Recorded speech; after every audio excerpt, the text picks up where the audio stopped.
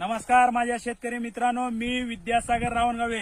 जेणेकरून एक शेतकऱ्याचा मुलगा आणि शेतकरी कसं मोहरे आला पाहिजे, उत्पादन कसं वाढलं पाहिजे, ही माती कसं वाचली पाहिजे आणि काय म्हणतं जे खर्च आहे कमी कसं झालं पाहिजे आणि येत्या 8 दिवसामध्ये रिझल्ट कसा आला पाहिजे ह्या माध्यमातून दाखवण्यासाठी या प्रयत्नासाठी मी इथे या गावामध्ये रिझल्ट आले आणि किती दिवसामध्ये आले, काय काय फरक झाले ते दाखवण्याचा प्रयत्न केलाय. राम राम. तुमचं नाव सांगा. नवनाथ बेळकुणे खतगाव. खतगाव. तर तुम्ही हे काय वापरलात?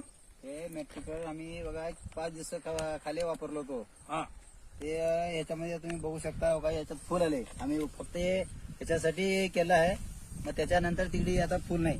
हे तुम्ही पाहू शकता. हे स्वतः शेतकरी म्हणतात की हे जे ओळ आहे, हे जे पेरलेलं आहे 5 दिवसामध्ये इथं फुल आहे आणि ह्याच्याच बाजूला थोडं या म्हणलं तर तुम्हाला फुल दिसणार नाही. या जवळ आहे थोडस.